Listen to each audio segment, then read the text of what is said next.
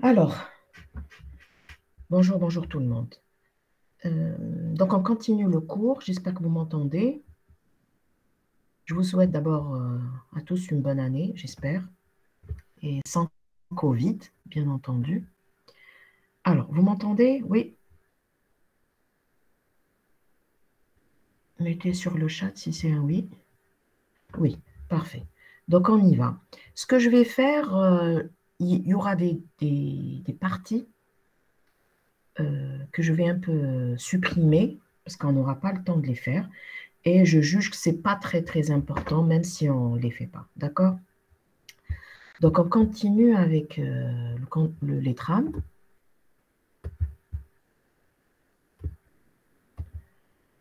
Voilà, comme ça, je pourrais voir.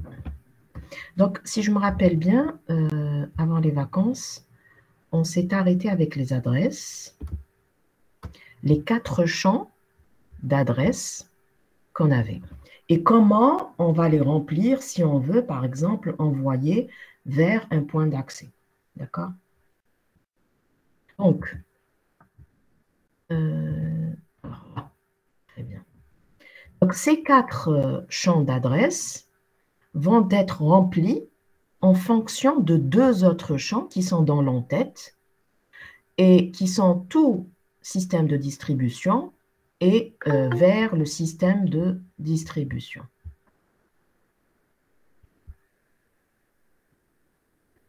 Donc, on vous dit que la deuxième adresse, c'est celle qui va contenir l'émetteur de la trame. Alors, il faut savoir que l'émetteur de la trame, si c'est lui qui vient d'envoyer maintenant la source de la trame. Donc, on mettra source. Si ce n'est pas lui la source, ça veut dire qu'on lui a envoyé, on mettra le transmetteur, TA. D'accord? Donc, ici, quand c'est un réseau ad hoc, dans le premier cas, c'est un réseau ad hoc. Donc, la deuxième adresse, ça sera directement la source. Et la première adresse, on vous dit qu'elle contient la prochaine étape de la trame. Donc, ça sera la destination. Pourquoi? Parce qu'on est dans un réseau ad hoc. Et on met dans la troisième adresse une information supplémentaire qui est l'identifiant du réseau ad hoc. Et l'adresse 4 restera vide. Alors, pour...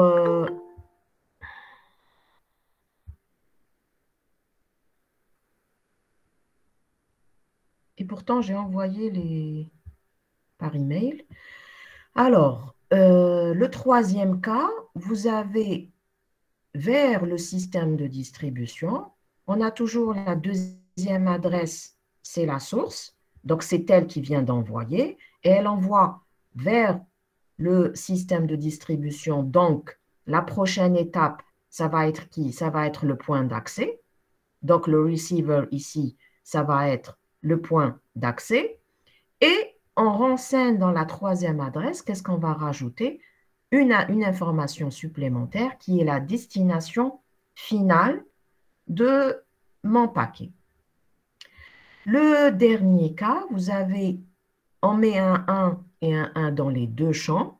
Donc, on est entre les 2 points d'accès de 2 réseaux locaux sans fil. Donc,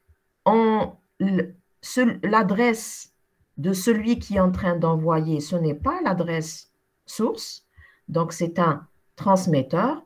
L'adresse 1, on mettra celui qui reçoit, donc ça peut être le point d'accès. Et dans les 2 autres adresses, on mettra la destination et la source. Est-ce que c'est clair pour ça? Oui?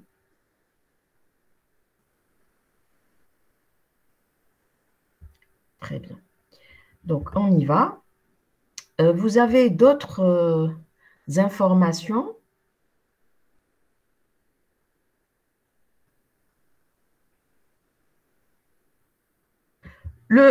Oui, non, pas général. Oui, normalement, dans ce cas-là, oui, ça va être le point d'accès. D'accord? Alors, Parce que dans les autres cas, quand vous avez un réseau ad hoc, ça va être l'émetteur lui-même, la source et la destination. Donc là, ça va être, vous avez le numéro de séquence du fragment si vous avez fragmenté le paquet, la trame.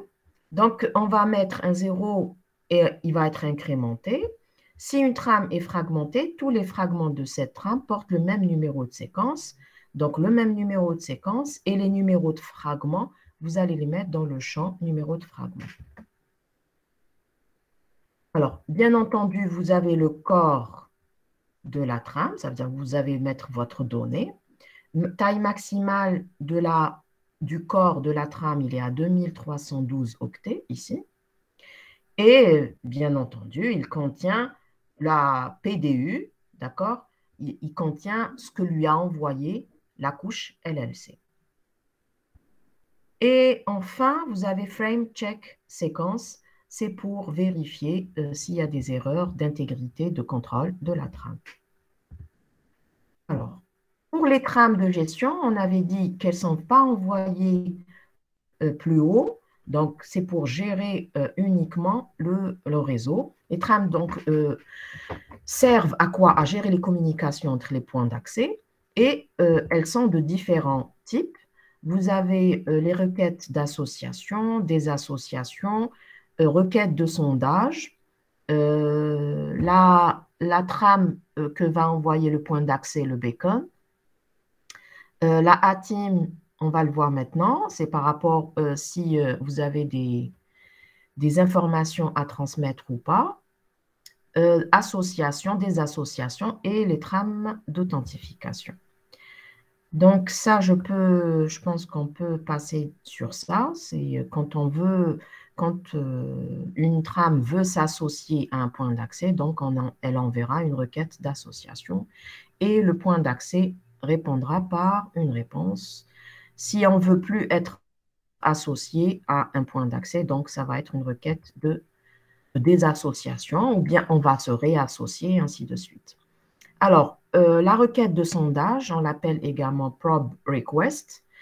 Ces stations qui vont utiliser cette trame, c'est pour envoyer une demande d'information concernant, par exemple, si elle veut avoir une information concernant le BSSS. C'est des requêtes de sondage. Mais comment elles vont être utilisées? Elles vont être utilisées grâce à d'autres champs qui sont à l'intérieur de la trame. Ça veut dire on envoie une requête de sondage. Donc, la requête de sondage, c'est dans le sous-type, c'est 0, 100. Et il y aura d'autres sous-champs, d'accord, qui vont préciser cette requête de sondage. D'accord? Où est-ce qu'on va les trouver? Vous avez des trames, regardez, vous avez des champs de longueur, je dirais pas aléatoire, variable, d'accord? Et dans ces champs-là, on pourra mettre la demande exacte de la trame de sondage. Alors, la balise, c'est ce qu'on voit le point d'accès périodiquement. C'est une trame que va envoyer le point d'accès périodiquement pour donner des informations concernant le point d'accès. ATIM, c'est une trame qui va être envoyée pour indiquer que vous avez des trames, pardon, des trames en attente et que la station était dans un mode d'économie d'énergie, ça veut dire qu'elle était en mode veille et maintenant qu'elle possède des trames qui peuvent être envoyées. Donc là, je ne vais pas passer sur ça parce qu'on ne pourra pas les faire. Même ça.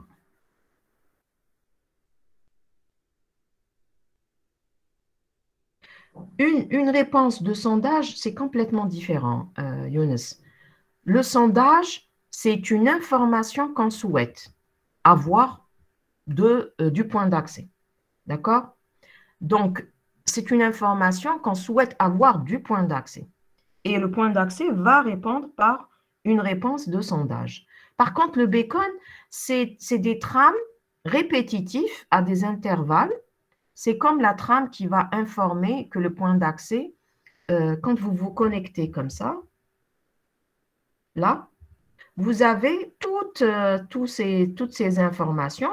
Les différents points d'accès ici, ils sont en train d'envoyer des beacons pour nous informer, d'accord? D'informer de toutes les caractéristiques de ce réseau-là.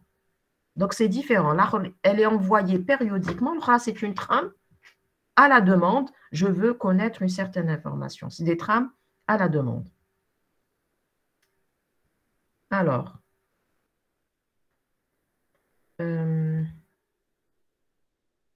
ça aussi, on va passer sur ça.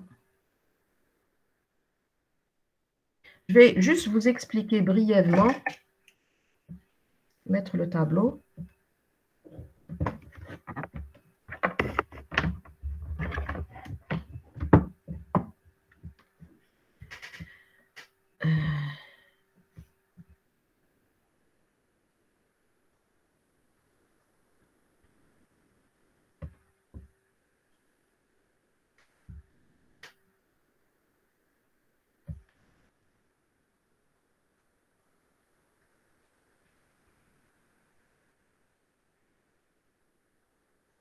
Voilà.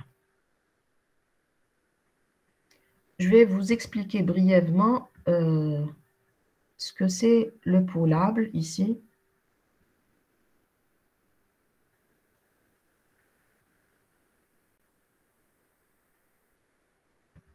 Le poolable, CF poolable, et ainsi de suite. Alors, on avait dit, si vous vous rappelez bien, qu'on avait deux modes. On avait le mode DCF et le mode, c'est le mode par défaut, si vous vous rappelez bien. Et le PCF, n'est-ce pas? Donc, pour le PCF, quand on passe au PCF, d'accord? Donc, le PCF, vous avez Access Point qui va, lui, contenir une liste de pooling. Ça veut dire quoi?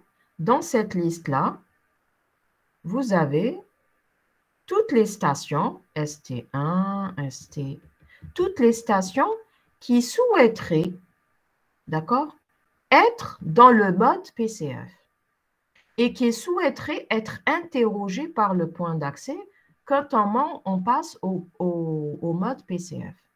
Rappelez-vous bien, le mode PCF, c'est un mode free contention. Ça signifie quoi? Sans collision. Donc, toutes les trames, toutes les stations qui souhaitent utiliser ce mode-là, ou qui peuvent l'utiliser, qui souhaitent l'utiliser, vont envoyer une demande. Donc, la station, elle est là. Elle va envoyer une demande au point d'accès, mets-nous dans ta liste de pooling. Donc, quand le point d'accès va passer en mode PCF, il va interroger tour à tour ces stations-là qui sont dans sa liste pour qu'elles fassent quoi? Pour qu'elles puissent envoyer leur trame en mode free contention. D'accord? Et quand on passe en mode free contention, bien entendu, vous avez le nav qui va être déclenché pour que toutes les autres stations attendent et ne transmettent pas. Est-ce que c'est clair? C'est clair? Voilà comment fonctionne le PCF. Donc là, c'est des interrogations. Quand elle dit, ce champ-là, c'est pour dire, quand un champ free poolable, est-ce que la station pourra être interrogée par le point d'accès ou pas? Donc là, je ne vais pas m'attarder parce que c'est l'aspect de la PCF. Là, c'est des trames pour donner des informations, c'est des champs pour donner des informations d'intervalle et de capacité. Donc, on va passer sur ça. Alors, pour les trames de contrôle, c'est les trames qu'on connaît déjà, Request to Send, Clear to Send, l'ACK. Et vous avez également, cette fois-ci, ce qui est nouveau, c'est le PS Power Save, économie d'énergie, Contention Free End, pour dire qu'on a terminé une période de contention, Contention Free plus ACK. On a terminé une période de contention et on souhaite, non, on demande une contention free et on envoie un ACK. Alors, le pooling du mode d'économie d'énergie, c'est une trame qui sera envoyée par n'importe quelle station au point d'accès pour lui demander de lui envoyer des trames qui étaient mises en tampon pour cette station pendant qu'elle était en mode d'économie d'énergie. Ça veut dire qu'elle va envoyer, elle s'est réveillée et elle envoie au point d'accès, elle va lui envoyer est-ce qu'il y a des trames qui étaient en attente lors de son mode endormi, mode veille. Là, on vous donne les précisions concernant cette trame-là. Vous voyez bien que ici, duration, le champ duration est ID.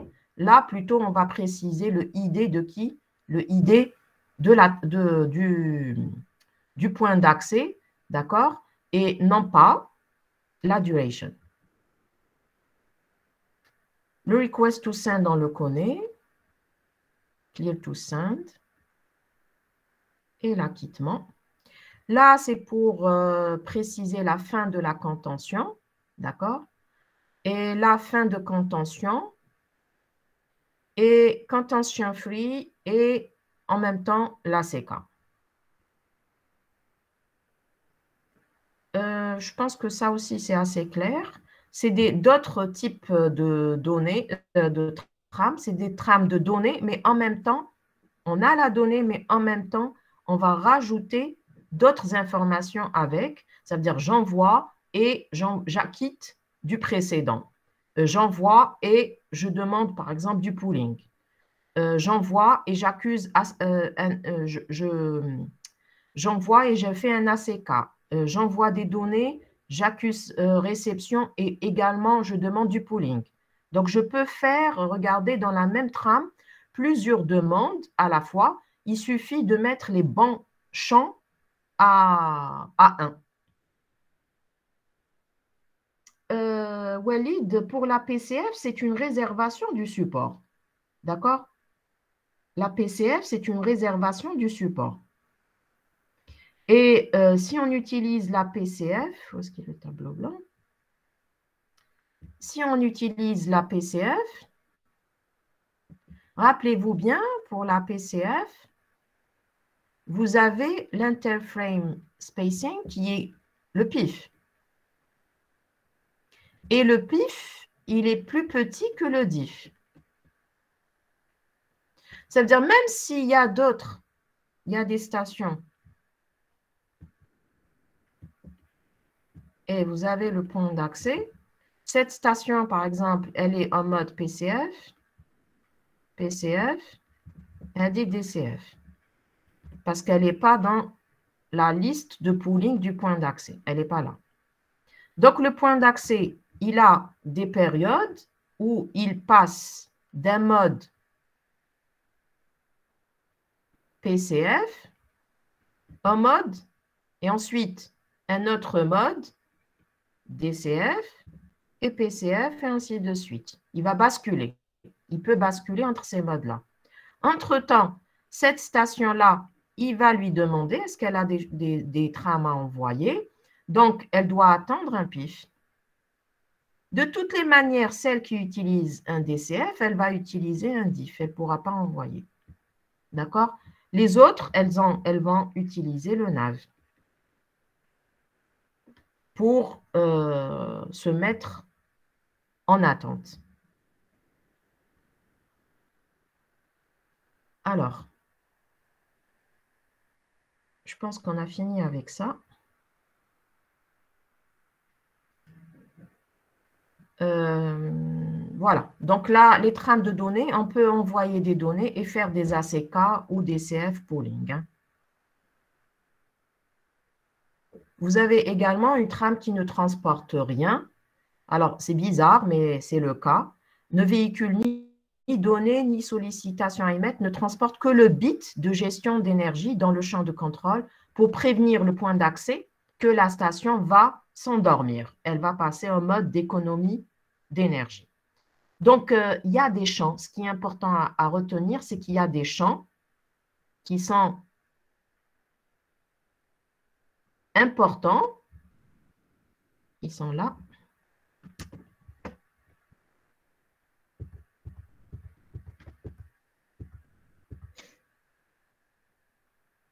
Donc, dans la trame de gestion, vous avez d'autres champs qui vont nous renseigner de certaines informations précises que les stations en auront besoin. Par exemple, l'intervalle des écoutes, à quel moment je vais réécouter, à quel moment elle va se réveiller, à quel moment tout ça, ça sera dans les trames de gestion. On ne va pas s'attarder plus sur ça. Donc, ce qu'il faut retenir également, que les différents services qu'on a vus,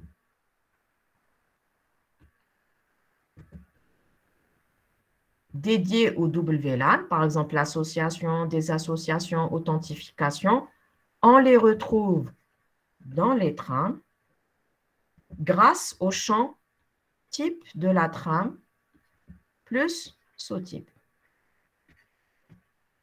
Et là, vous avez tous les services qu'on a vus pour les WLAN qui n'existent pas dans le filaire. Ils sont rajoutés grâce au champ type et sous-type. Voilà ce qu'il faut garder en tête. Alors, si c'est clair, est-ce qu'il y a des questions sur ça? Oui? OK. Donc,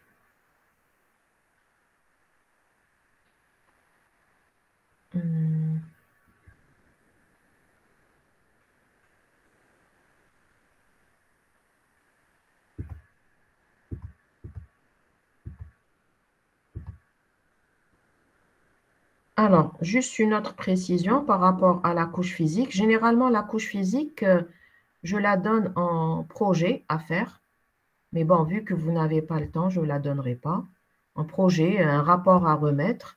Donc, ce qu'il faut garder en tête par rapport à la couche physique, c'est que vous avez, par exemple, une bande passante dans les 2,4 GHz. Cette bande passante, elle va être partagée en plusieurs canaux. Et c'est ces canaux-là que vous allez vous-même affecter. C'est ce que vous avez fait dans le TP. Vous avez affecté, par exemple, le canal 1 et le canal, par exemple, si je me rappelle bien, vous avez affecté le canal 3 et le canal 11 et vous avez remarqué que vous avez amélioré les débits.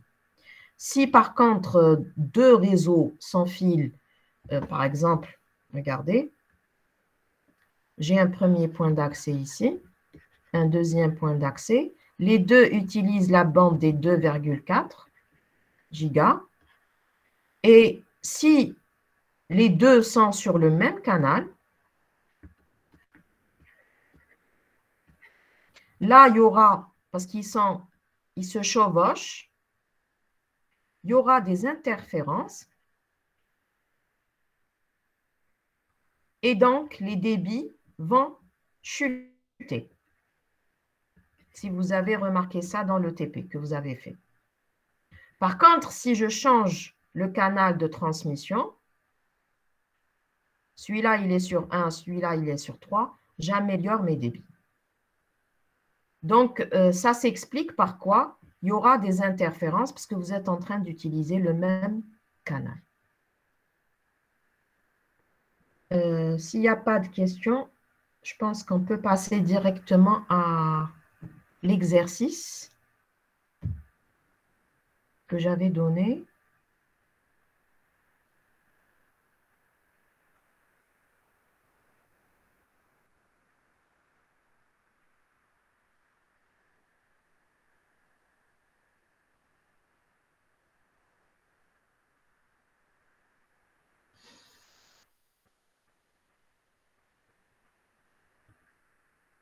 préfère aller vers le document.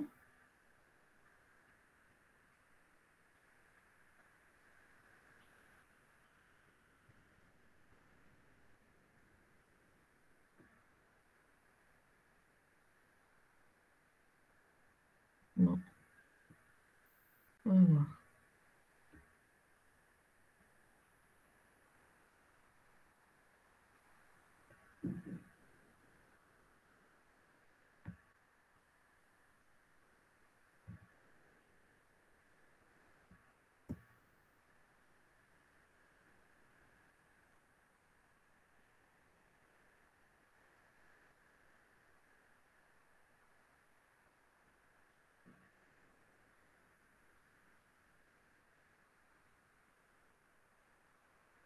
Allez, on va expliquer rapidement cet exercice.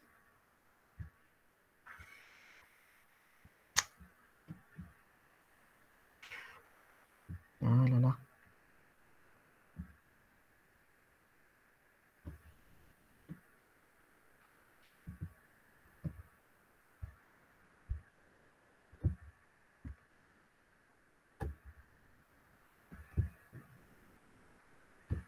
Voilà. Je ne sais pas si vous l'avez fait, traité ou pas. Est-ce que vous l'avez traité, cet exercice? Alors, vous avez un réseau Wi-Fi 802.11 composé de 4 stations A, B, C, D. Supposez qu'à partir d'un instant initial T0, la station A envoie une trame de données. Faites attention dans les exercices. Donc, à l'examen, vous aurez un exercice Wi-Fi, comme celui-ci, WLAN. D'accord? Vous avez un exercice WLAN, vous aurez un exercice sur les réseaux cellulaires et vous aurez des questions un QCM sur le reste du module. C'est clair? Donc, je répète, ce que vous aurez pour... il faut informer vos camarades. Vous aurez un exercice comme celui-ci sur les WLAN. Vous aurez un exercice sur les réseaux cellulaires qu'on va voir ensemble et des questions, un QCM sur les autres chapitres du cours. C'est clair? Riyad, vous informez vos camarades. Alors, pour cet exercice, qui peut un peu nous l'expliquer rapidement?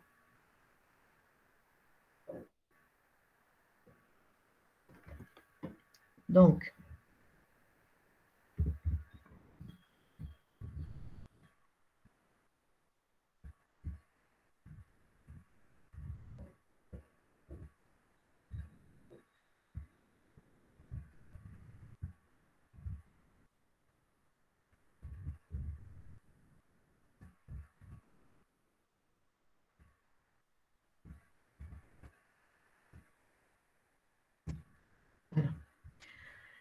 alors, pour cet exercice, qu'est-ce qu'on a? On va mettre le tableau.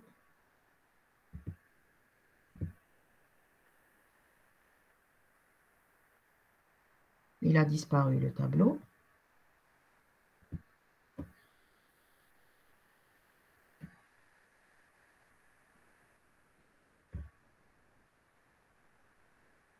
Il faut bien savoir lire l'énoncé des exercices WLAN, d'accord? On va le mettre comme ça. Et je mets l'énoncé. Alors, soit un réseau WLAN 802.11b composé de 4 stations, supposé qu'à partir d'un instant initial T0, la station envoie une trame. On n'a pas dit elle veut envoyer, elle envoie. Parce que si on avait dit elle veut, regardez, je vais mettre le diagramme. Quand je dis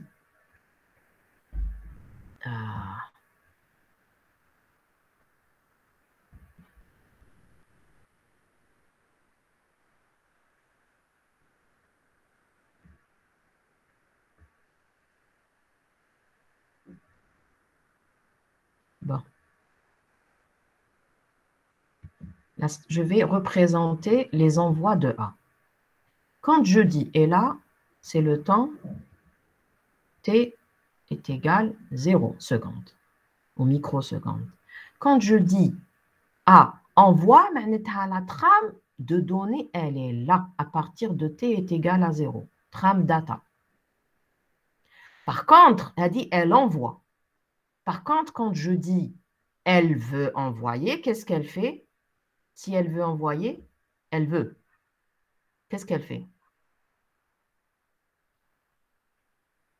Dites-moi. Elle veut. Voilà, Younes, elle vérifie le canal. S'il est vide, qu'est-ce qu'elle fait? Admettons qu'il est vide. Qu'est-ce qu'elle fait, Younes?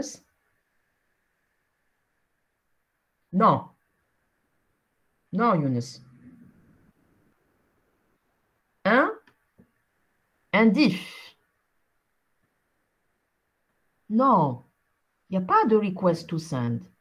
Non, non, non, non. Non. Le request to send, on doit vous dire, pour le request to send, on doit vous dire dans l'énoncé, je suis dans un mode de réservation de support. Quand on vous dit dans l'énoncé, je suis dans un mode réservation de support, ça veut dire, je suis en train de réserver en utilisant request to send, comme trois cas. Si on ne vous dit rien, je suis dans le DCF. D'accord? Si, c'est le premier cas. Dans le deuxième cas, je suis dans le DCF et on vous dit avec réservation du support. Maintenant, vous allez utiliser request to send, clear to send. D'accord? Si je suis pas dans ces deux modes-là, maintenant, je suis dans la PCF, mais on doit vous le dire également. Donc, mais faites attention pour le request to send, clear to send. Quand est-ce qu'ils seront utilisés? Quand?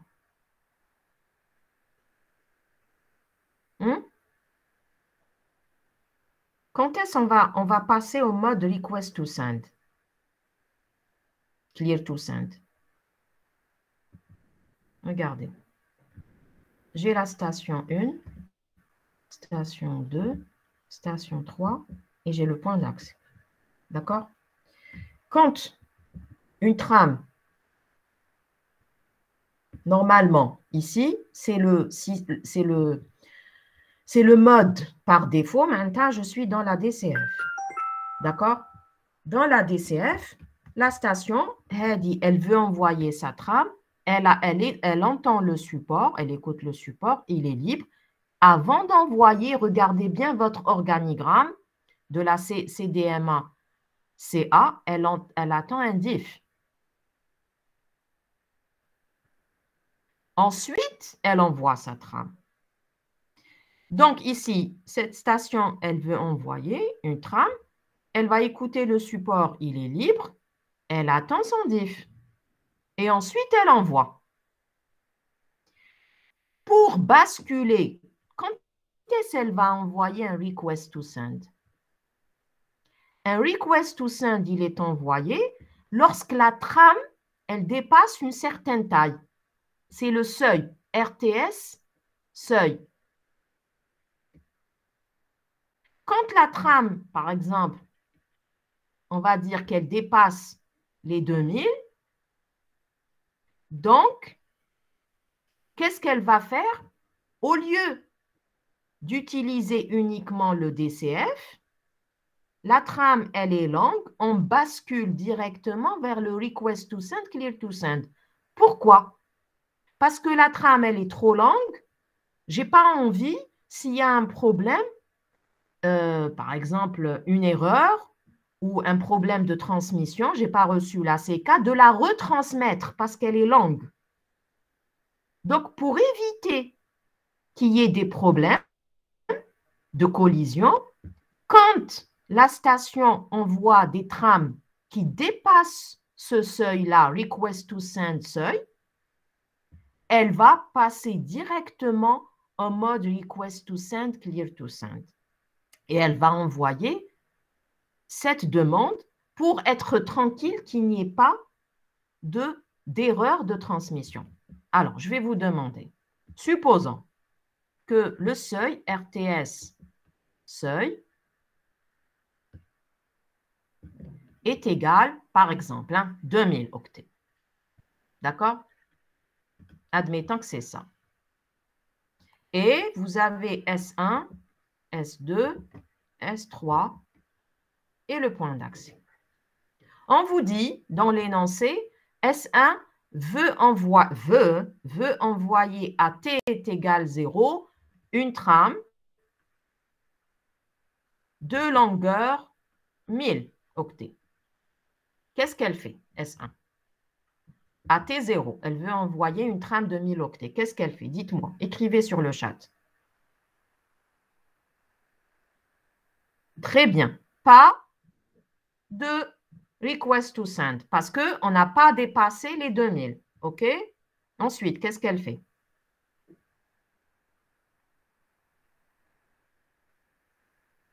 Qu'est-ce qu'elle fait, Younes? Il est vide, oui. Oui. Après, elle envoie. Mais faites attention, Younes. Si le canal n'était pas vide, qu'est-ce qu'elle fait?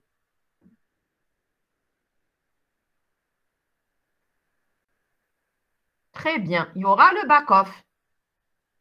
Maintenant, si le canal n'était pas vide, elle va attendre qu'il soit vide.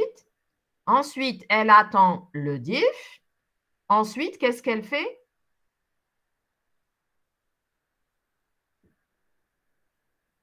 Les time slow du back-off, ça dépend le time slow combien elle a, et elle envoie. D'accord? Admettons que à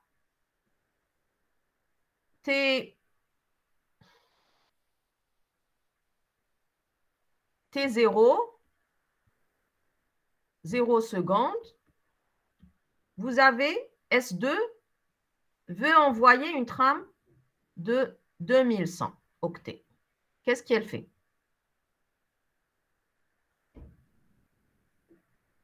Qu'est-ce qu'elle fait, S2? Voilà, je passe. Mais qu'est-ce qu'elle fait? Elle écoute le support. AT est égal 0, il est libre. Dans notre cas, il est libre. Qu'est-ce qu'elle fait ensuite? Ensuite, qu'est-ce qu'elle fait?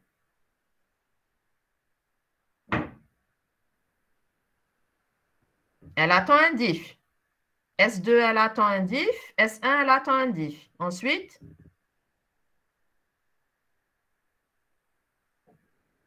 allez, dites-moi.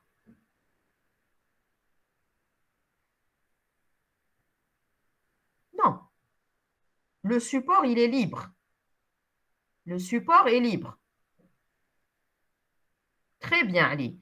Elle envoie RTS. Et celle-là, qu'est-ce qu'elle est en train d'envoyer? Sa trame. Donc, il y aura collision dans ce cas-là. D'accord? Est-ce que c'est clair cet exemple?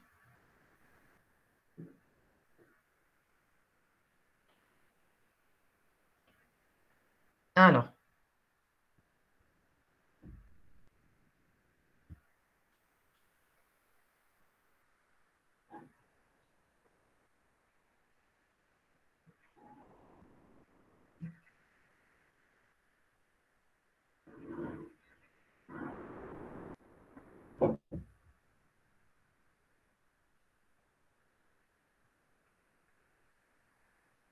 on va représenter ici S1 et S2.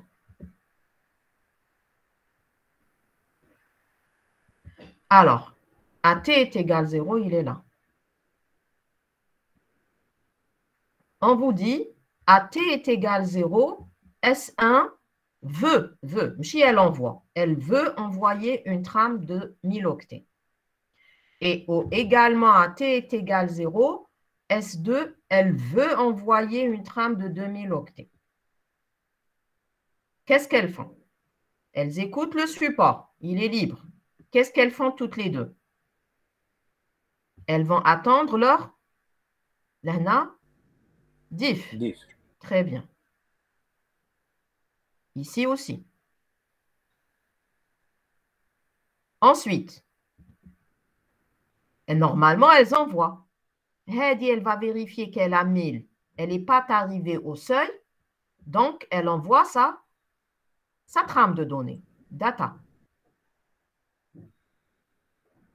Heidi, elle vérifie qu'elle a 2100.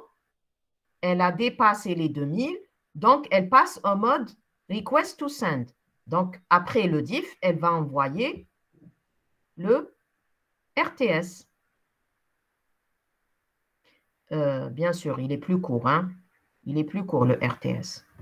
Et donc, il y aura collision. Comment elle ne reçoit pas de clear to send, l'autre, elle ne reçoit pas d'ACK. Elles vont comprendre qu'il y a une collision. Qu'est-ce qu'elles font? Elles vont tirer le back-off et ainsi de suite. C'est clair maintenant? Oui, madame. Mehdi, c'est clair? Très bien.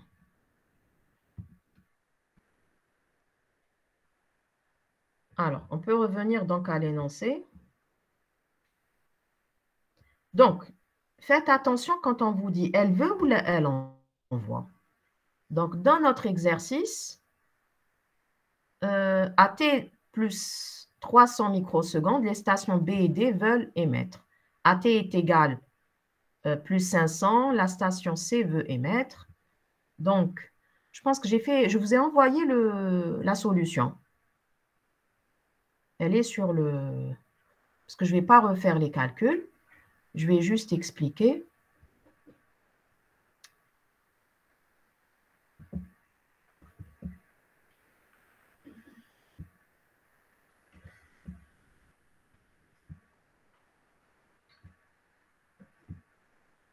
Alors, à T0, là, elle veut envoyer une trame. Donc, elle va envoyer T0 plus 300, T0 plus 500. Donc là, elle veut envoyer, ça veut dire qu'il y aura le diff. D'accord? Et ensuite, elle va envoyer sa trame. Maintenant, à 300 et 500 microsecondes, ça dépendra. Est-ce que les 300 en sera là? Donc, le support sera occupé ou bien le support ne le sera pas. Donc, je vais directement vers la solution, les calculs, parce que je les ai déjà faits.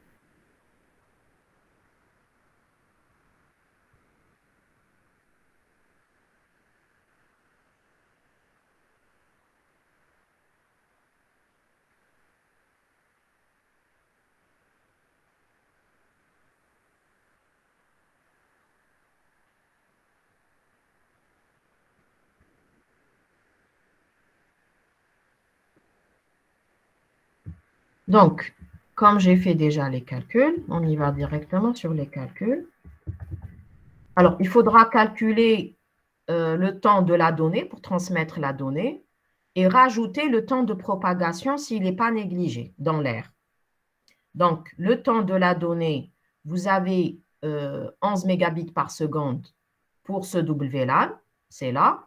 Et vous faites le calcul, bien sûr, vous rajoutez les octets de l'enveloppe MAC. Ça dépend de l'exercice, c'est ce qu'on vous a dit. Là, on vous a dit 1000 octets de charge utile. Maintenant, on n'a pas mis les en-têtes. D'accord? Donc, vous avez les 1000 plus 34. Est-ce que c'est exact les 34 ou pas?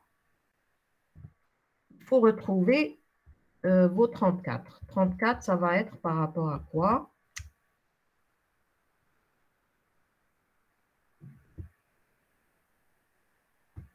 Normalement, 34, ça va être... c'est laquelle?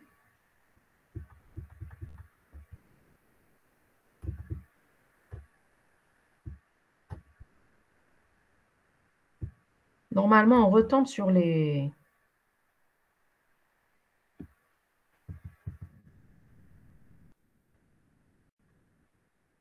30 octets. Ah. Donc, 10 et 10 et 14. Vous avez les 34. D'accord? Donc, les 34 octets de l'enveloppe plus les 1000. Et pour une donnée, une trame de données, j'ai 752 microsecondes. Pour un ACK, c'est ça ce que vous avez. Donc, le temps qui est requis pour transmettre toute la donnée, vous avez temps de la donnée, plus la propagation de la donnée, plus le temps CIF, plus le temps ACK, parce qu'on vous dit, et recevoir l'accusé de réception, en rajoutant les interframes, plus le temps de propagation de l'ACK. Le temps de propagation dans l'air, il n'est pas négligé, c'est la propagation par rapport à quoi? À la lumière, la vitesse de la lumière. Et on vous dit que les différentes stations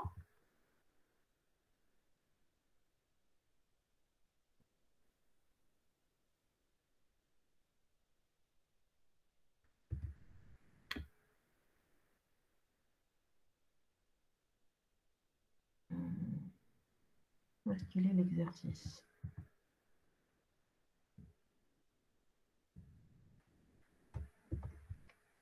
Et la distance entre les deux stations, chaque deux stations, il est de 75 mètres. D'accord? Donc, tout simplement, vous avez le temps de propagation et vous avez tout ce temps-là. Le diagramme, ça va être quoi? C'est ça. Donc, vous avez les 4 stations. AT0, elle va envoyer. Vous voyez qu'il n'y a pas le diff. On n'a pas dit elle veut, elle envoie. Donc, ici, dans la transmission, qu'est-ce que vous remarquez? On a fait rentrer quoi, s'il vous plaît? Est-ce que vous me suivez?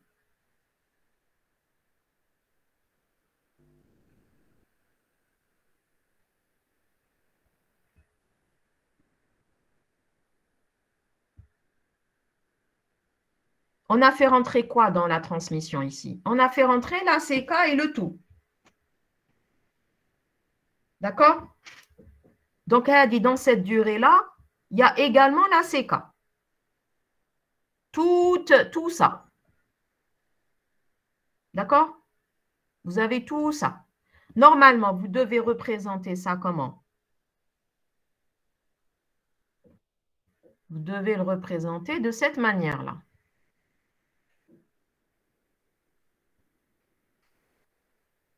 A, B, C et D. Elle envoie une trame data. Ensuite, qu'est-ce qu'elle fait? Si par exemple, elle envoie à B, ensuite B, il reçoit la data, il va attendre quoi? Un CIF. Pour pouvoir ensuite envoyer son ACK. D'accord? Donc, cette transmission qu'on vous a représentée ici, en réalité, c'est tout ce temps. C'est de là à là. C'est pour ça qu'on vous a écrit, c'est le temps de la donnée plus la propagation de la donnée dans l'air, plus le temps du CIF, plus le temps de l'ACK et le temps de propagation de l'ACK. Si dans l'exercice de l'examen, on vous précise à qui vous allez envoyer, à A, à qui elle va envoyer, vous devez représenter de cette manière-là au niveau de B. Si on ne vous précise pas à qui elle va envoyer, vous faites comme cet exemple. Mais normalement, je dois préciser. A, elle veut envoyer à qui? Donc, vous mettez la transmission de A, ensuite la réception de B et l'envoi de la CK. Est-ce que c'est clair? Oui ou non?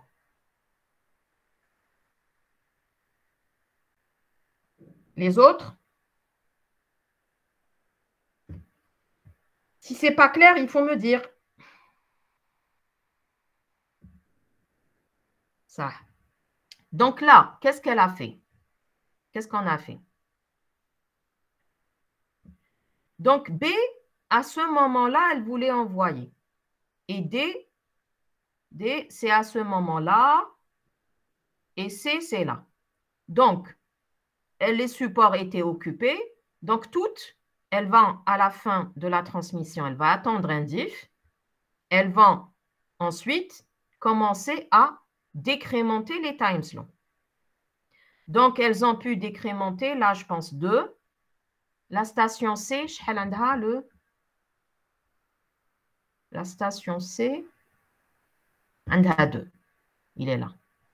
Donc, c'est elle qui va envoyer la première.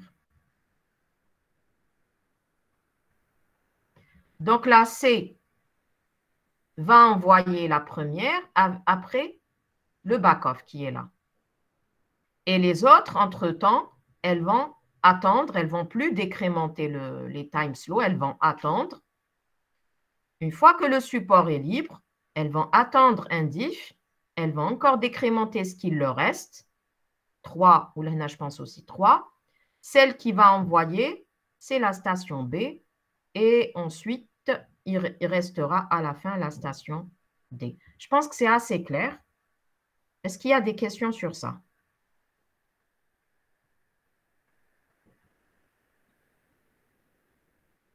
Là, ce sont des calculs. Vous faites uniquement les calculs sans oublier de faire entrer les temps de propagation. Est-ce que c'est clair pour cet exercice? Les autres?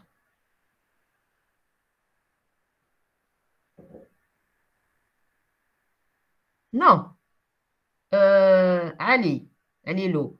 Le diff n'est pas un indicateur. Le diff, c'est un temps d'attente. L'indicateur que le canal est libre, la station, elle a l'information de la couche physique. D'accord? C'est la couche physique qui va lui dire si le support est libre ou pas. Mehdi, les pifs sont utilisés quand le point d'accès passe en mode PCF. On n'a pas fait d'exercice sur ça, je ne vous donnerai pas sur le PC, pour le PCF. D'accord? C'est un autre mode. J'ai dit que le PCF, le point d'accès, a une liste. C'est ce qu'on appelle la liste du pooling. C'est une liste qui contient un ensemble de stations qui veulent envoyer à tour de rôle, sans qu'il y ait de collision du tout.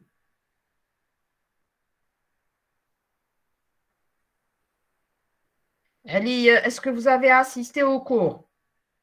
Quelle est l'utilité du diff? Quelle est l'utilité des interframe spacing?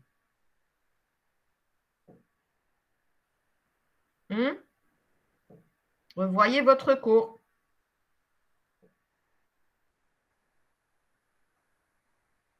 Non, le PIF, non, Mehdi. Le PIF, ce n'est pas pour les requests to send, ça n'a rien à voir. Regardez.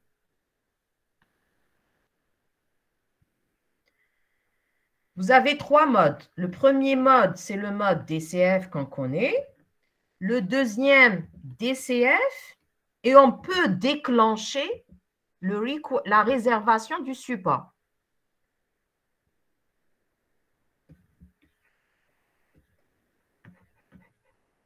Avec request to send, clear to send. Ça, on est toujours dans le DCF. Quand est-ce la station va utiliser request to send, clear to send? Quand la trame, la longueur de la trame dépasse un certain seuil. Request to send, seuil. Quand la trame dépasse ce seuil, la longueur de la trame dépasse cette valeur qui est sauvegardée. Quand elle dépasse ce seuil, la trame va envoyer un request to send. Mais on est toujours dans le mode DCF. Vous avez le troisième qui est le PCF. Là, on est avec sans collision du tout. Et on fait du pooling. Est-ce que c'est clair maintenant?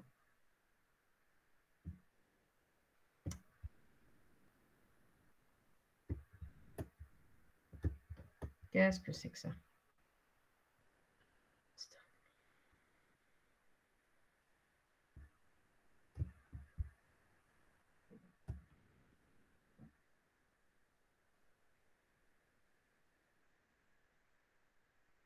Younes?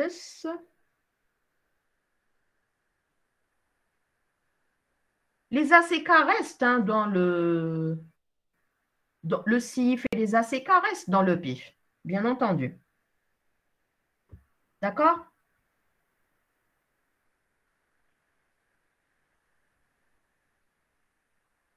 Alors,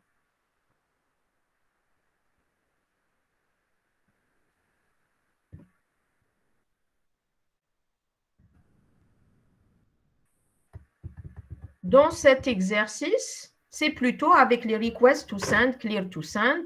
Là, il y a la réservation du support. Donc, S2 voudrait envoyer une trame à S5. Donc, elle envoie le request to send et l'autre va lui répondre avec le clear to send. D'accord? Je vous laisse le soin de le faire.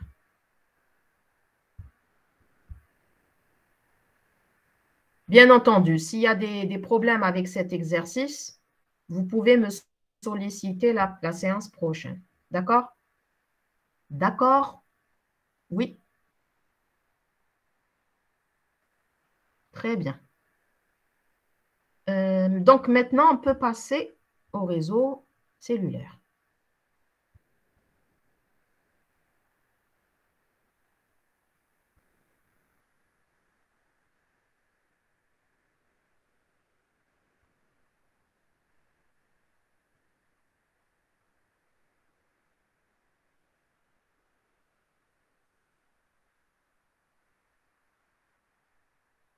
Où est-ce qu'ils sont?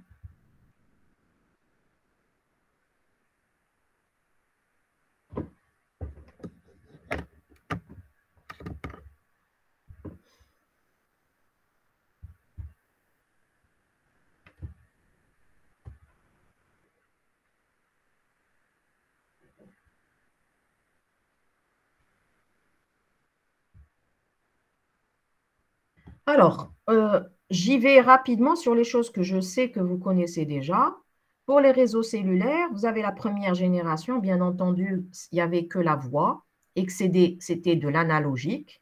Et le premier système, c'était un système qui utilisait bien sûr le multiplexage et le partage utilisant le FDMA.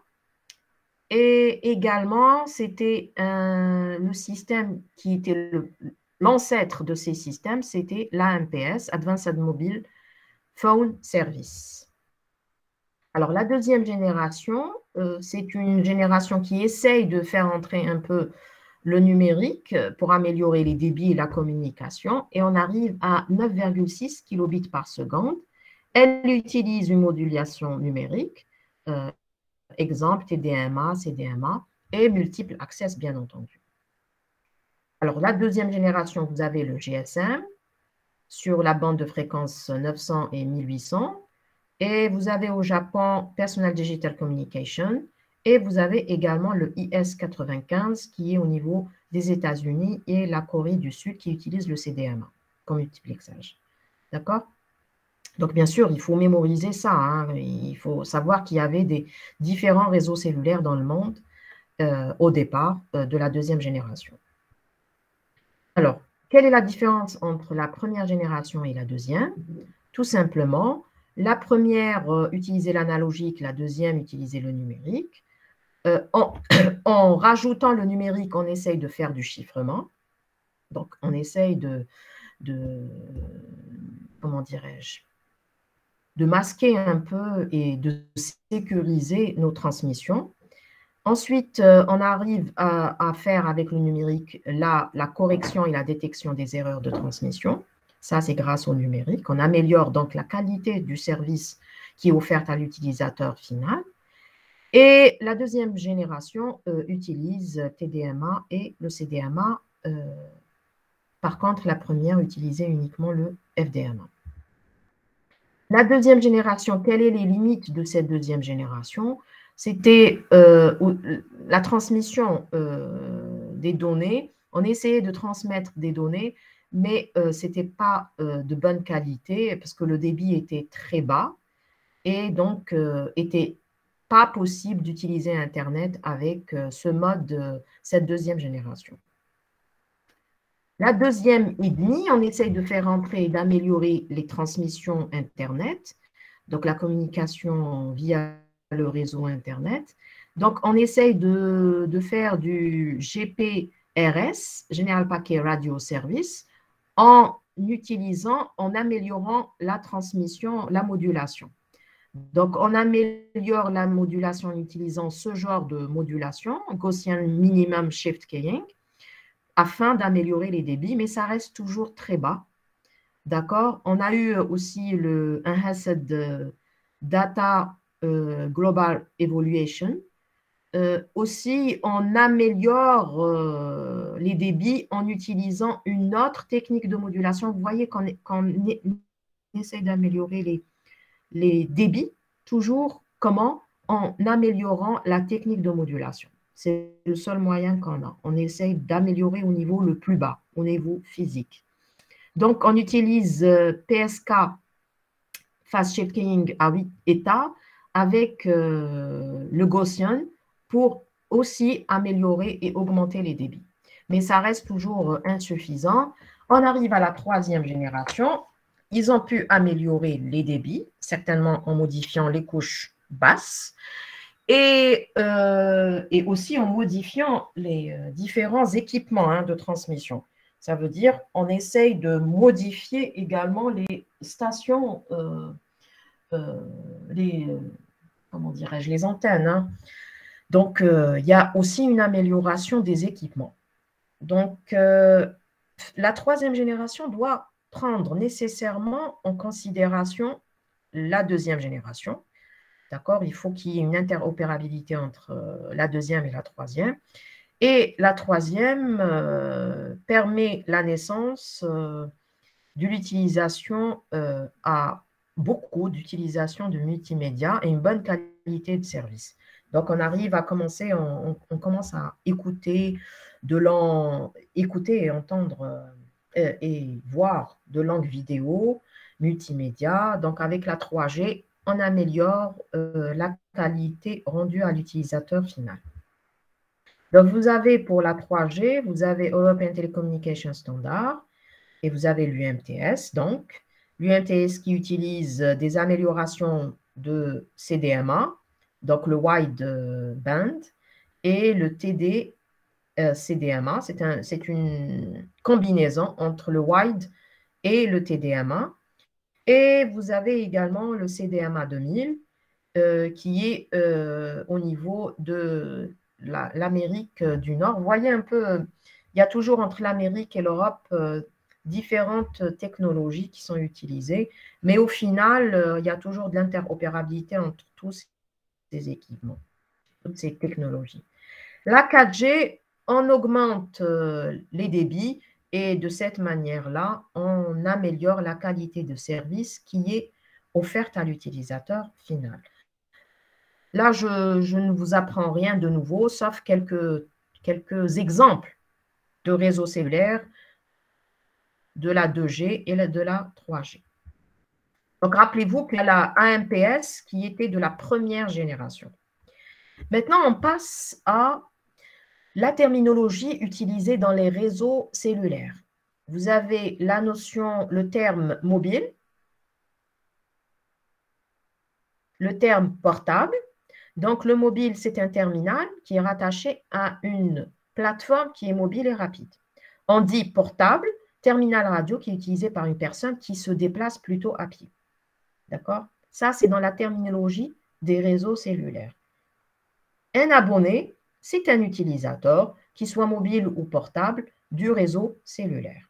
On parle également de station de base. C'est une...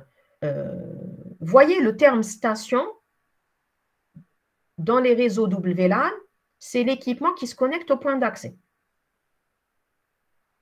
Et dans les réseaux cellulaires, la station, c'est la station de base. D'accord? Elle joue un peu le rôle du point d'accès des réseaux WLAN. Alors, la station de base, c'est quoi? C'est une antenne fixe avec laquelle l'abonné communique. Elle est connectée à une source, bien sûr, d'énergie et au réseau cœur. Le réseau cœur, c'est tout le réseau filaire, le réseau qui existait déjà au préalable. C'est le réseau filaire avec tous les commutateurs qui contient. Alors, une cellule dans les réseaux cellulaires, c'est une zone de couverture et au milieu, généralement, au milieu, vous avez la station de base. Oui, c'est les BTS. Donc, ce sont les stations de base. Là, on va les appeler les stations de base. Alors, les canaux, vous avez des canaux de contrôle et des canaux de trafic, deux types de canaux, et descendants et montants. D'accord? Alors, vous avez la station de base, elle est là.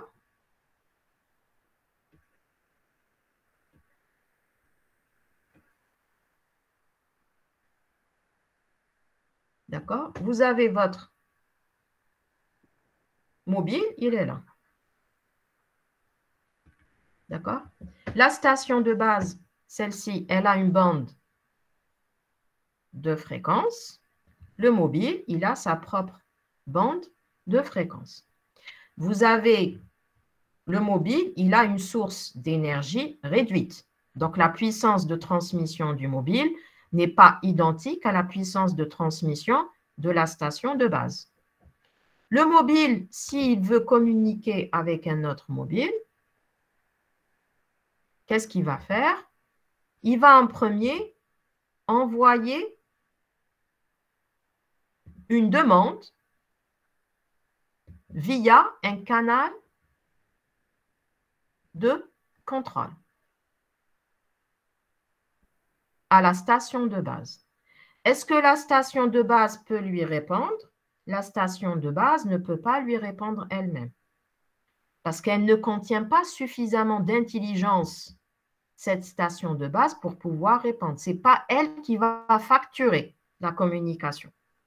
Qui va facturer? Vous aurez un autre équipement, si vous voulez un commutateur, et c'est lui, on va lui relayer la demande. Ce commutateur qu'on verra par la suite, ce commutateur, c'est lui qui contiendra une certaine intelligence et qui va vérifier s'il y a des canaux de trafic libres. Donc, s'il y a un canal de trafic libre, il va envoyer à travers le canal de contrôle à la station de base. La station de base, elle va envoyer l'information qu'il y a un canal de trafic libre au mobile via le canal de contrôle. Lui disant, oui, il y a un canal libre de trafic. Et de cette manière-là, le mobile pourra utiliser le canal de trafic avec un certain numéro. Ensuite, ce n'est plus le canal de contrôle de la transmission, c'est plutôt le canal de trafic. Donc, admettons que moi, je veux appeler votre camarade Riyad maintenant. Donc, je prends mon mobile, je forme le numéro et quand je suis en train de former le numéro, ça veut dire que je suis en train d'utiliser quel canal? Un canal, c'est quoi? Un canal, c'est tout simplement une bande passante. D'accord? C'est une bande passante avec une fréquence porteuse et qui me permet d'envoyer une demande. Donc, je l'envoie à travers un canal de contrôle. Je forme le numéro de Riyad en utilisant un canal de contrôle. Donc, bien sûr, il faut que le canal de contrôle, qu'il y ait un canal de contrôle libre. Je forme le numéro, l'information monte jusqu'à la base intelligente du réseau. On va vérifier est-ce que Riyad est occupé ou pas. S'il est occupé, Riyad, on va m'envoyer une information à travers un canal de contrôle descendant vers le mobile, Hada montant, Hada descendant, me disant que Riyad est occupé. Là, on a une sonnerie, une sonnerie qui précise que le canal que le correspondant est occupé. C'est comme ça qu'on saura. Si Riyad n'est pas occupé, donc la base intelligente, le commutateur intelligent va m'envoyer une information à travers le canal de contrôle me précisant, écoute, voici le numéro et la bande passante du canal de trafic que tu pourras utiliser pour démarrer ta communication. Une fois qu'on m'envoie l'information du canal de trafic, là, je peux commencer ma communication. Est-ce que c'est clair?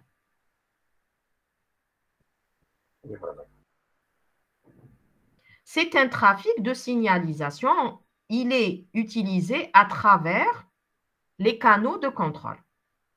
Donc, il faut savoir qu'une station de base, moi BTS, une station de base va avoir un certain nombre de canaux de contrôle et un autre nombre de canaux de trafic. Est-ce que les canaux de contrôle, le nombre sera supérieur au nombre de canaux de trafic ou pas? Ou l'inverse?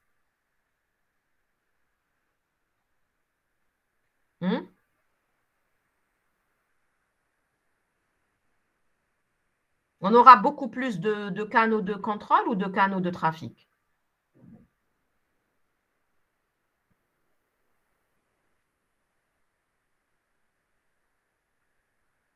Non, Samy. De trafic, oui, Riyad. Pourquoi? Parce que le canal déjà de contrôle, c'est une plus petite bande passante. Il est juste utilisé pour des demandes. Est-ce que je peux appeler? Je ne peux pas appeler. On me donne le numéro du canal de trafic et ainsi de suite. Donc, c'est une petite bande passante. Le canal de trafic, il a généralement une plus longue bande passante. Ça peut être identique dans les premiers systèmes. Mais le canal de contrôle, une fois, quand moi j'appelle Riyad, et Riyad est occupé, là c'est moi, là c'est Riyad. J'envoie la demande canal de contrôle. On va mettre canal de contrôle comme ça. Il n'est pas occupé, Riyad, on me dit dans le canal de contrôle. Ensuite, je libère. Il n'est pas très occupé, là, le canal de contrôle. Je le libère tout de suite après.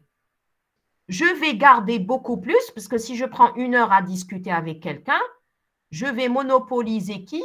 Le canal de trafic. Donc, les canaux de contrôle, même s'il n'y a pas beaucoup, ça ne va pas impacter sur la qualité du service, parce qu'on les utilise, on les libère rapidement. Vous voyez? Mais les canaux de trafic, non. Je peux rester 1 heure de temps avec ces canaux-là. Vous voyez? Donc, on a plus besoin de canaux de trafic que de canaux de contrôle.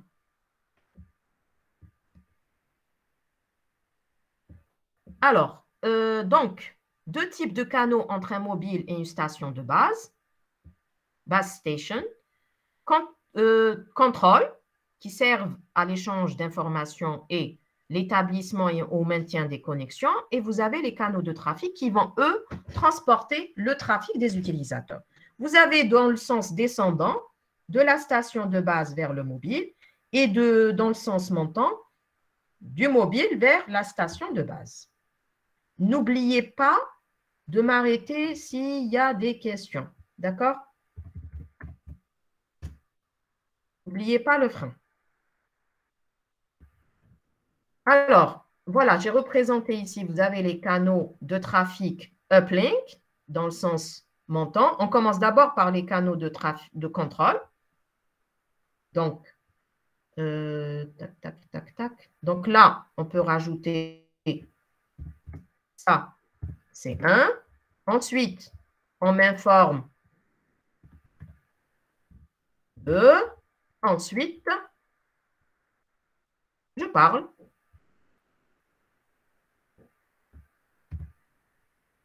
Et le correspondant peut me parler aussi. Bien sûr, c'est dans les 2 sens. Il me faut une connexion. D'accord?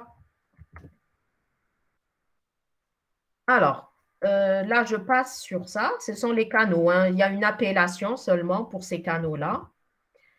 Bien entendu, le système full duplex permet des transmissions et réceptions simultanées en même temps entre l'abonné et la station de base et transmission-réception dans les 2 sens.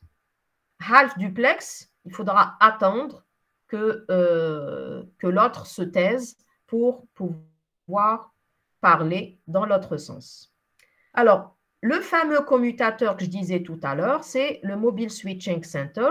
C'est le centre de commutation qui va coordonner le tout, toutes les communications. D'accord? Alors, connecte les stations de base au fameux Public Switched Telephone Network. Alors, comment vous aurez?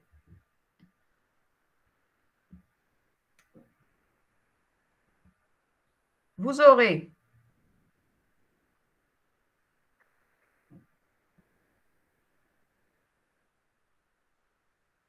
alors, imaginons que vous avez ici un mobile, un téléphone cellulaire,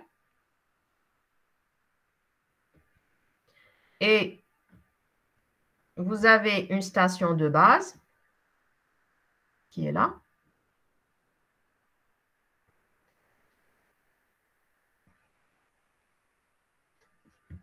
Base station. Et j'aurai quoi en réalité?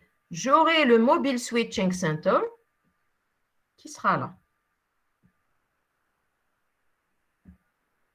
Le Mobile Switching Center, si vous voulez, c'est un centre qui va, lui, contenir toute l'intelligence, la recherche, la facturation, il va facturer vos communications, rechercher est-ce que le correspondant, celui que vous voulez appeler, il a un numéro fixe ou mobile, où est-ce qu'il se trouve à un moment donné, d'accord? Donc, c'est lui qui va contenir toute l'intelligence et pas la station.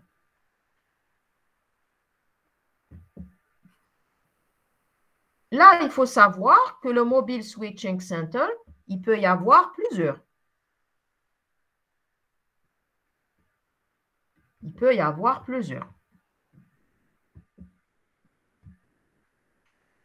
Un Mobile Switching Center va regrouper plusieurs stations de base, d'accord, à son niveau. Il y a une hiérarchie. Le Mobile Switching, le deuxième, va contenir également, il va gérer plusieurs stations de base. Parfois, j'écris en anglais station de base, base station, c'est pas grave. Et ensuite, vous aurez quoi? Une hiérarchie et le tout va être regroupé vers le qui? Vers le Public Switched Telephone Network, PSTN. On doit revenir à un moment donné au réseau filaire.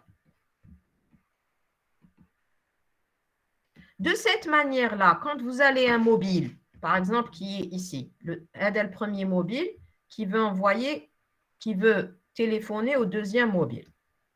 D'accord. Comment ça va se dérouler? Celui-là, il va utiliser les canaux de contrôle jusqu'au MSC1. MSC1, il va vérifier est-ce que le mobile 2 il est à son niveau ou pas. S'il n'est pas à son niveau, il doit rechercher plus haut jusqu'à ce qu'il le trouve dans le MSC2. MSC2, à travers les canaux de contrôle, il va joindre le mobile 2. Une fois que cette étape est faite et on a attribué les MSC, ils ont attribué les canaux, les numéros de canaux de trafic, j'ai toute la liaison comme ça, la connexion dans les deux sens. Mes canaux sont prêts. À ce moment-là, la communication commence. Et le Mobile Switching Center va commencer à faire la facturation. Admettons que le mobile 1 veut appeler quelqu'un qui a un téléphone plutôt filaire. L'information, il va utiliser des canaux de contrôle. Le MSC se rend compte que le numéro, c'est un numéro filaire. Il passe vers le filaire. Et à ce moment-là, on va pouvoir communiquer avec le téléphone fixe.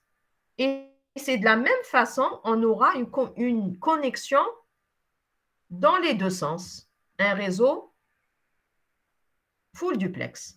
Donc, il faut qu'il y ait une connexion dans les deux sens.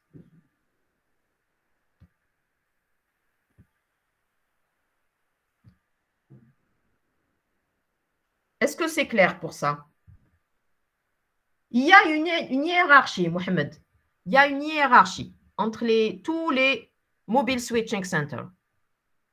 D'accord? Ils doivent être connectés entre eux. Il doit y avoir une hiérarchie. Comme la même chose comme le filaire. Le filaire, il doit y avoir une hiérarchie.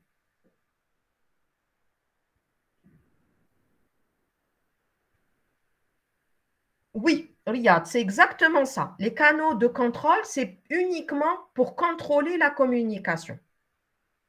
Ensuite, ils sont libérés. Je libère les canaux de contrôle. C'est pour ça qu'il n'y a pas beaucoup. On ne les utilise pas. On n'a pas besoin d'avoir beaucoup de canaux de contrôle. Et ensuite, on les libère.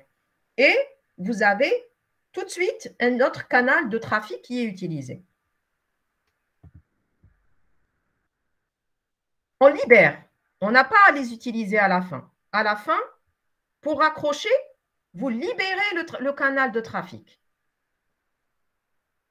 Et la communication est rompue. Regarde, le canal de contrôle, c'est quand vous prenez votre combiné, votre téléphone, et vous formez. Vous entendez une sonnerie. Dès que la sonnerie que vous entendez avant de joindre le correspondant, vous êtes en train d'utiliser le canal de contrôle. Une fois que vous dites allô et vous écoutez le correspondant, là, vous êtes sur le canal de trafic. Est-ce que c'est clair?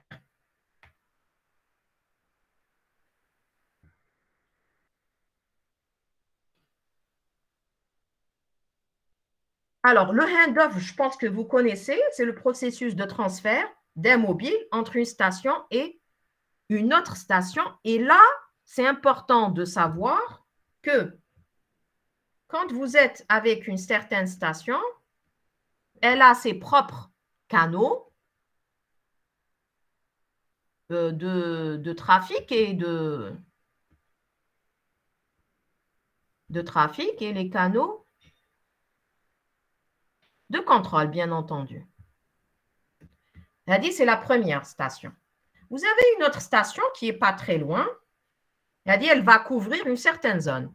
Station 1, station 2. La station 2, elle a aussi, vous CC, hein, canaux de contrôle et elle a ses canaux de trafic. D'accord? Admettons que ce mobile, il était là à un moment donné, n'est-ce pas? Et il a commencé, il est en train de parler dans une voiture, n'est-ce pas? Il était en train de parler et vers un correspondant qui est là.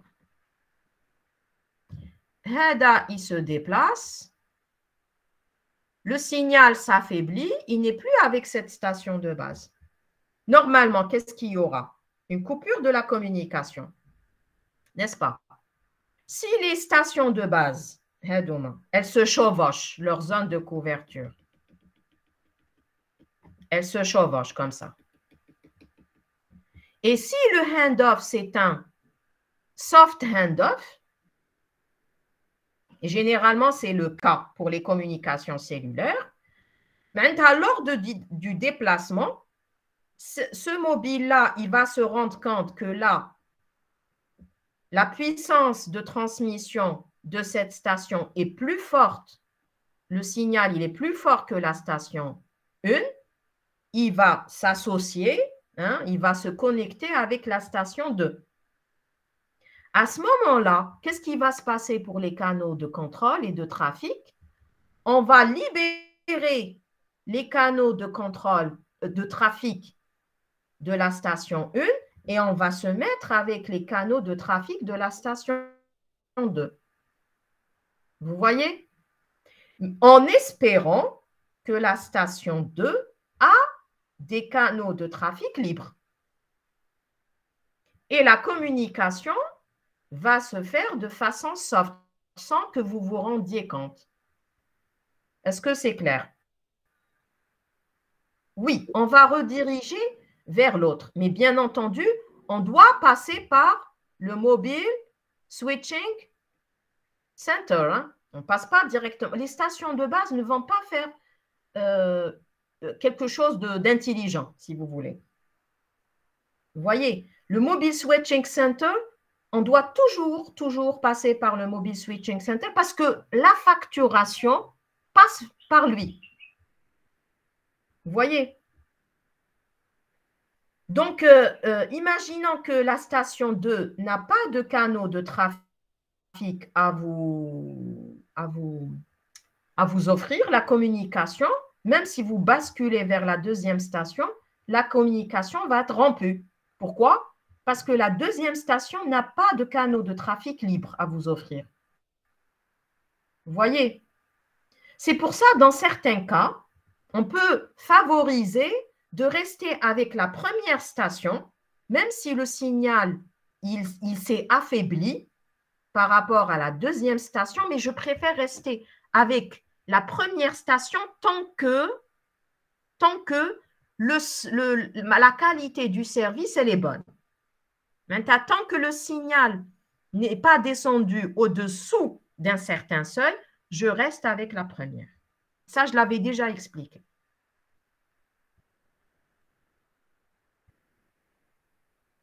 Le paging, c'est tout simplement des messages qui sont diffusés par les stations de base. Comme si je fais un balayage. Hein? C'est des beacons, c'est des informations qui sont envoyées à des espaces bien connus par les stations de base.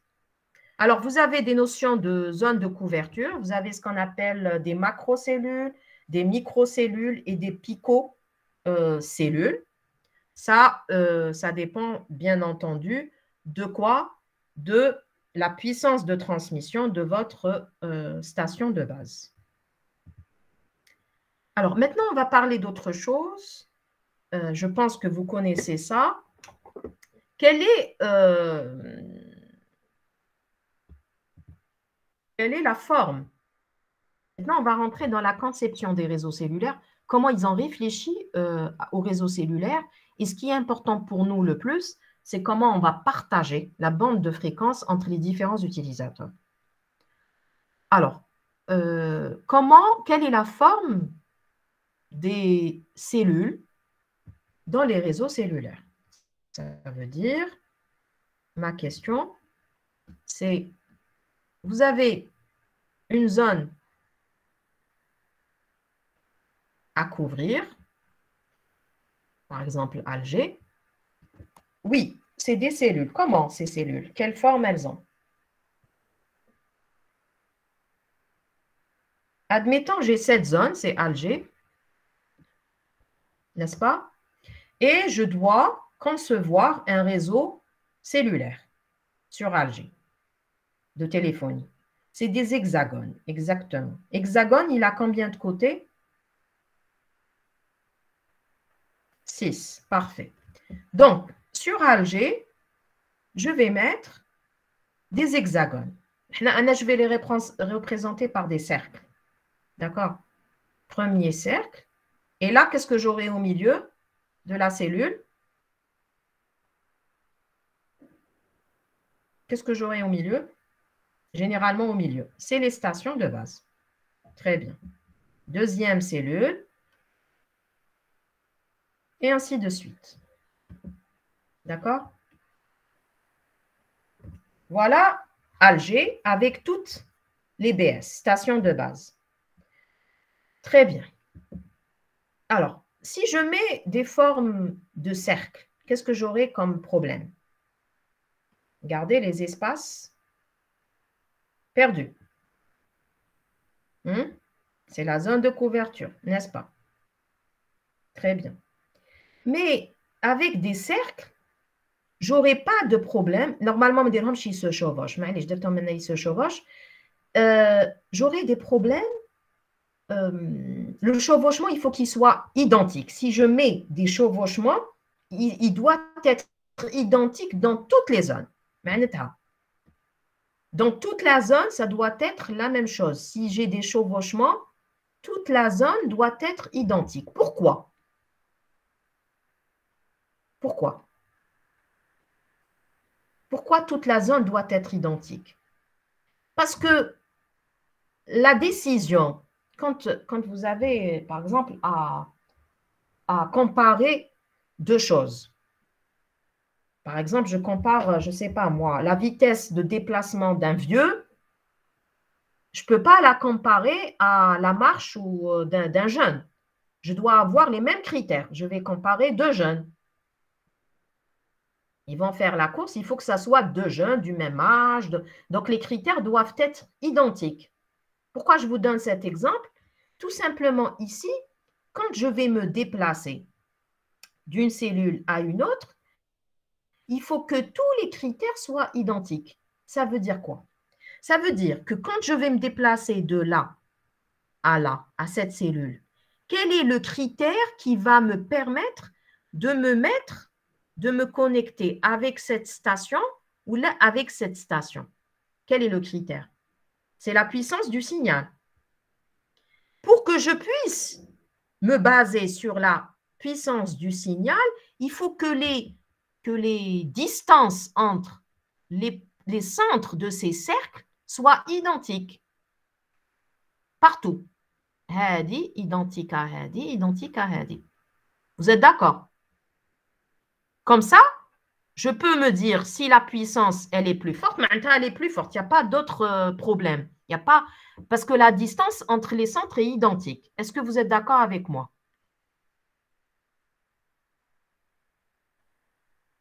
Oui, et les autres? Regarde, dis oui, et les autres? Très bien. Mais le problème avec la forme des cercles, c'est que je perds de l'espace. Si je ne veux pas perdre d'espace, je vais utiliser quoi? Je vais utiliser des carrés. Mais le problème avec les carrés, c'est la distance entre les centres de mes cellules, qui n'est pas identique. Donc, si elle n'est pas identique, je ne peux pas me baser sur la puissance du signal pour le changement, pour le handoff. Parce que les critères, les paramètres sont différents. La distance entre les centres, elle est différente. Donc, je ne peux pas me baser sur la puissance de transmission pour les handoffs. Donc, la solution, c'est de faire quoi? Entre le carré et le cercle, ils ont opté pour les hexagones. Donc, les hexagones, qu'est-ce qu'on a? On a la distance qui est identique au niveau des centres. D'accord? Et là, je sais que de là à là, si mon mobile il se déplace, je sais que si j'ai une plus forte puissance, c'est juste, c'est correct, parce que la distance, elle est identique entre les centres. Est-ce que c'est clair, ça? Oui, madame. Alors, la distance entre les centres, elle est de R racine de 3. Bien sûr, si vous avez à l'utiliser dans l'examen, je vous donnerai les formules. Hein. La superficie d'une cellule, elle est de 1,5 R au carré racine de 3. Donc, les cellules hexagonales, l'utilisateur s'éloigne du centre d'une cellule et se rapproche de ses limites. L'émetteur des cellules adjacentes sont équidistants, à distance égale, entre une cellule et la cellule qui est à côté, sa voisine. On dit que c'est une cellule adjacente. Et de cette manière-là, si les centres des cellules ont une distance égale, on va simplifier la tâche du handoff. À quel moment je vais pouvoir me connecter avec ou transférer mon appel vers une autre cellule, bien entendu, adjacente. Je ne peux pas sauter d'une cellule à une autre qui est très, très éloignée. D'accord? Donc, dans la pratique, on vous dit que les cellules hexagonales ne sont pas réellement hexagonales. On essaye de se rapprocher parce que la Terre n'est pas, c'est pas imparfait. Il y a des montagnes, il y a des, d'accord. Donc, ça dépend de la topographie, mais dans l'idéal, on essaye de se rapprocher de l'hexagone. Donc, on vous dit qu'on emploie plutôt des variations de cette zone, de cette forme idéale. Donc, maintenant, on va parler d'autre chose. On a parlé de la forme. N'oubliez pas que dans ce chapitre, je ne vais pas vous parler des réseaux cellulaires de la deuxième ou de la troisième ou de la quatrième. Je vais vous donner la conception, l'idée de base qui est dans les réseaux cellulaires. Comment on utilise les fréquences, comment elles sont réutilisées. Alors, à votre avis, est-ce que vous avez une idée? Je sais que vous avez fait le GSM, je pense. Est-ce que vous avez une idée sur comment vont être utilisées les bandes de fréquences dans ces réseaux-là? Oui? Oui. Adjacentes utilisent différentes fréquences. Pourquoi?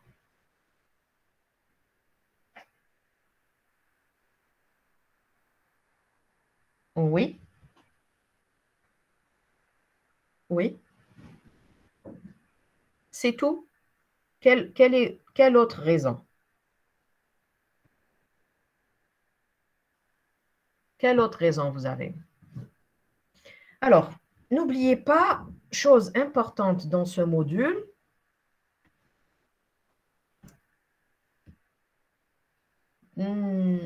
pas vraiment la sécurité, non.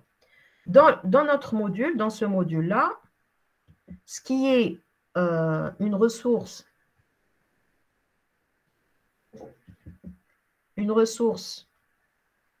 rare, je dirais rare, ou une ressource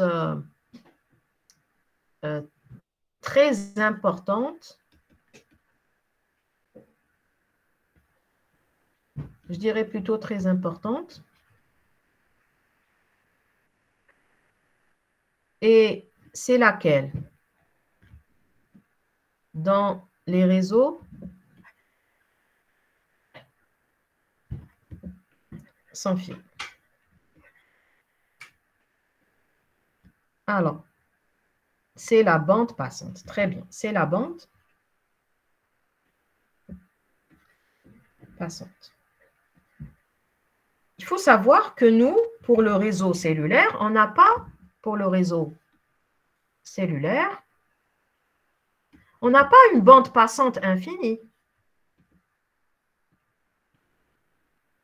pour satisfaire tous les abonnés. Mais les abonnés, on en a beaucoup. Donc, comme la bande passante, elle n'est pas infinie, il faut réfléchir comment je peux l'utiliser. Donc, l'idée, c'est quoi? C'est de se dire, moi, j'ai une certaine bande de fréquence. Je vais par exemple la découper en 4. 0 en 7.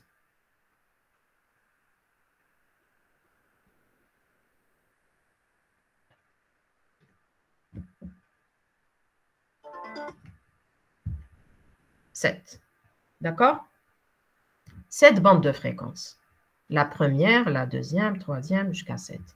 Admettons que j'ai la bande de fréquence commence à partir de 0 jusqu'à 70. L'intervalle jusqu'à 10. De 10 à 20, de 20 à 30, 30, 40, 40, 50, 60, 70. Clair? C'est là, c'est cette bande de fréquence que j'ai.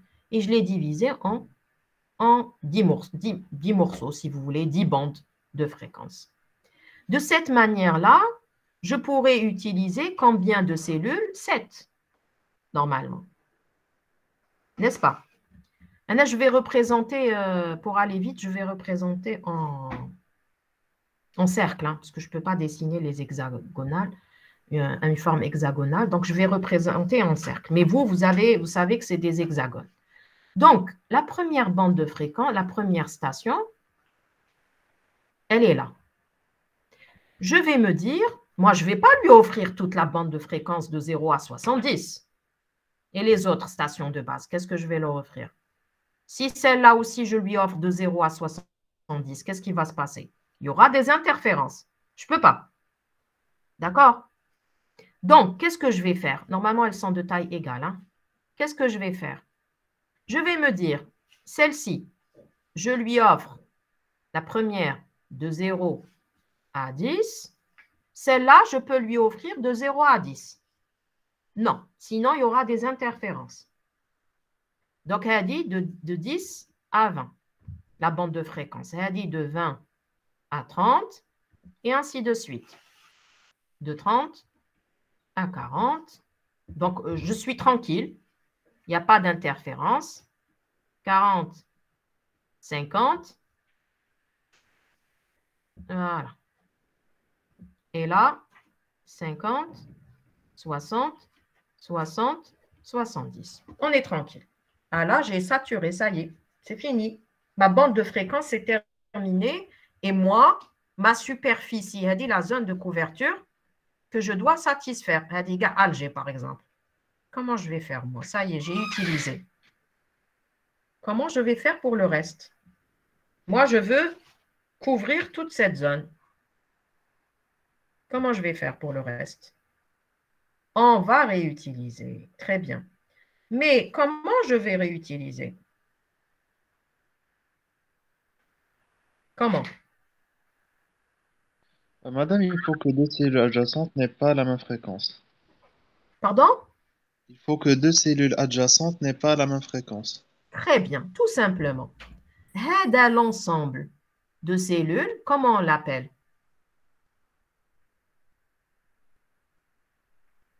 Comment on appelle ces 7 cellules-là?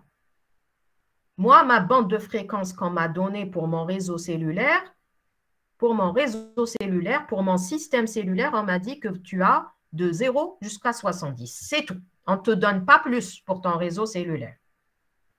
D'accord? Donc, j'ai partagé de cette manière-là. Donc, hadaya de 0, je suis là 0. Et là, jusqu'à 70. Comment on appelle cet ensemble de cellules? Est-ce que vous avez une idée? Non? On les appelle un.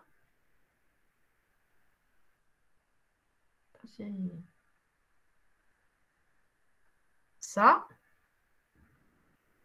on va les appeler un motif. D'accord?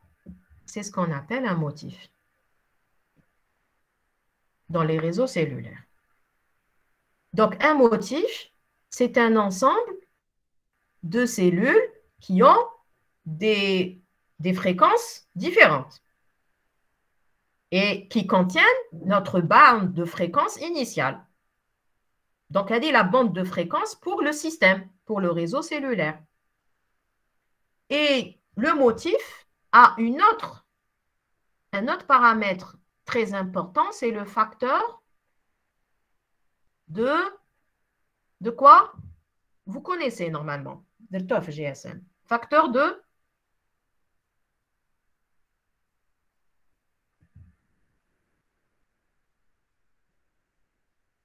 le facteur de réutilisation. On notera également N. Le facteur de réutilisation ici, il est de combien? Il est de 7. D'accord? Donc, on dit un premier motif qui est là. Qu'est-ce que je peux faire? Je peux faire, on a une bande de fréquence pour le réseau cellulaire. J'ai une bande de fréquence, on a, ou là pour le système cellulaire, jusqu'à 70. C'est ce qu'on m'a donné. La deuxième information de la conception TAI de mon réseau, c'est le motif. Quel est son facteur de réutilisation? Réutilisation. En combien de morceaux je vais découper cette bande de fréquence? Tout à l'heure, le facteur de réutilisation était de 7. Maintenant, je peux décider que Hedoma 0,70, je la découpe en 4. 4 morceaux. Donc, j'aurai 1, 2, 3 et 4. Hedaya, c'est son appel.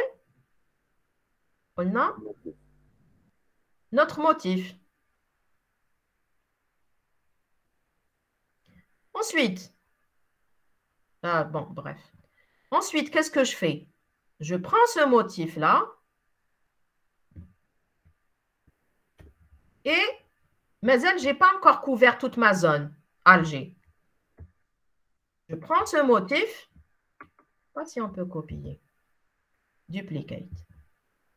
Je mets un autre juste à côté. Et je duplique encore. Donc, c'est le premier motif. Il contenait la première bande de fréquence. 70 divisé par 4. Combien?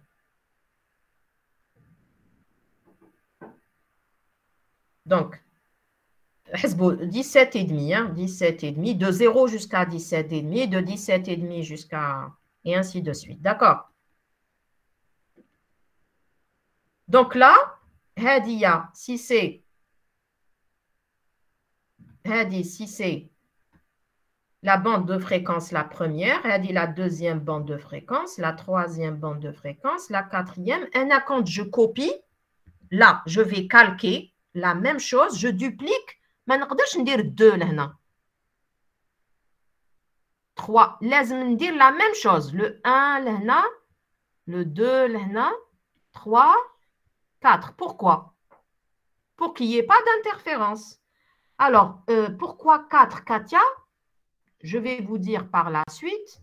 Est-ce qu'on peut faire le facteur de réutilisation 1? 1. Est-ce qu'on peut faire 1? Non, sinon j'aurai toute la bande de fréquence pour une seule cellule. Saha, est-ce que je peux faire 2? Pourquoi, Katia? 2, pourquoi non?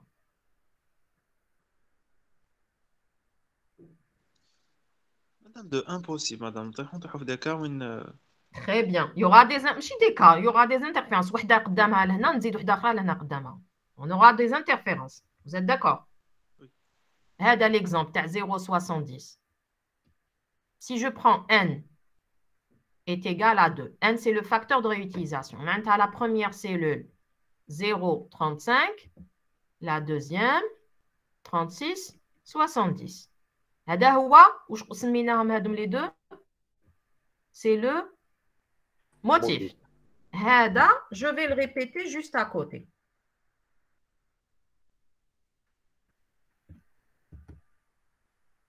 Quand je le répète en bas, parce que je veux couvrir une zone géographique, je vais le répéter 35 là. Je le répète de la même façon. Et l'autre là. 2, impossible. J'aurai toujours des... J'aurai des interférences et j'aurai des interférences. Vous êtes d'accord? 2, c'est pas possible. 3. Donc, normalement, le n doit satisfaire une certaine quoi? Logique. La logique, on vous la donne par une... Le n, il y a une formule pour le n, i au carré plus la j au carré, i plus j, quelque chose comme ça, avec i, j, c'est des nombres entiers, d'accord?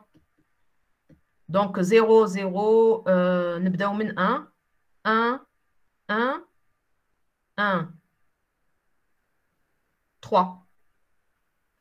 Si je prends i est égal à 1, j est égal à 1, donc 1 plus 1 plus 1, 3. n est égal à 3, c'est possible. Donc 1 et 2, 1 et 2, 5. 5 et 2, 7. Donc n, ça peut être 3, ça peut être 7, et ainsi de suite. Ça dit à la formule, d'accord? C'est comme ça qu'on peut trouver le fameux facteur de réutilisation. Est-ce que c'est clair? Donc, Thomas, le motif, il va contenir les... Maintenant, le motif, c'est lui qu'on va lui attribuer quoi? On va lui attribuer quoi, le motif? هو اللي يكون عنده la bande de fréquence du système qu'on vous a donné. La taille comme de 0 à 70, qui roule comme une bande de fréquence pour le système. Dans vos têtes, c'est une bande de fréquence pour qui? Pour le... Pour qui? C'est pour le motif. Et à l'intérieur, je découpe.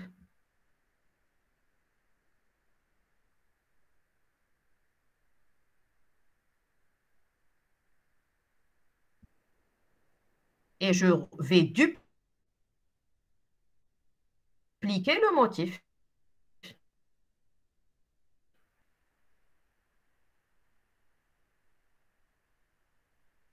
Et j'aurai pas de problème.